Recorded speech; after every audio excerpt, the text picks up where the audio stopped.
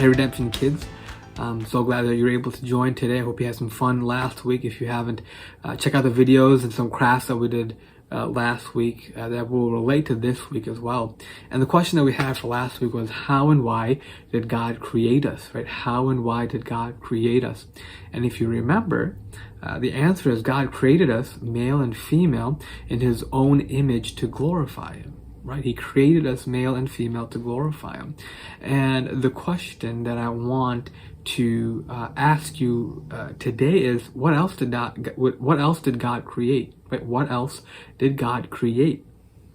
We know that he created man and female, but what else did he create? What else did God create? And the answer is this: God created all things as creation was very good, right?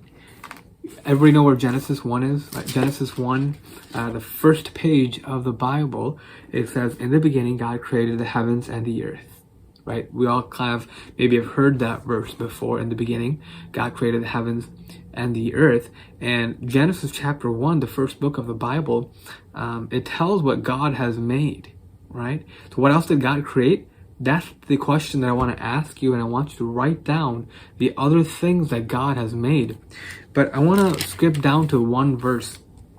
It's in the last verse of Genesis chapter 1. It says this: and God saw everything that he has made, and behold, it was very good. And there was evening and there was morning, the sixth day, right?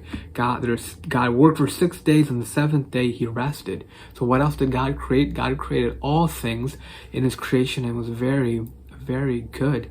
But imagine if you had nothing and you had to create something, right? Imagine I had to make coffee, right? And I had to just make it. Is that possible? I couldn't just make coffee. I would have to go and find the coffee grounds and use the machine and make it. Maybe I can show you.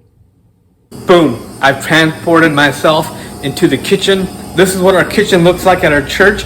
I'm going to show you how to make coffee, all right? 30 seconds. Ready? First, you need this. It's called coffee, right? It's coffee from coffee beans. That's what it looks like. You need a filter and put it in this thing called a coffee filter holder thing, right? Put it in there, and now I'm going to slide it into our coffee grinder. You can see all the coffee in there.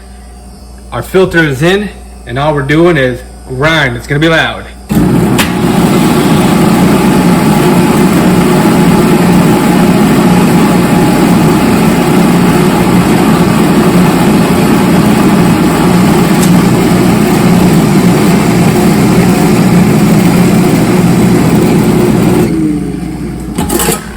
Ta-da!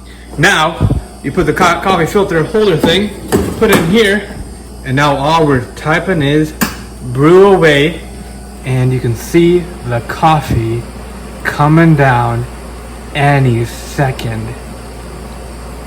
Boom, and that's coffee. So that's how you make coffee. You probably don't drink coffee, but now you can be cool and tell your other friends, hey, I know how to make coffee.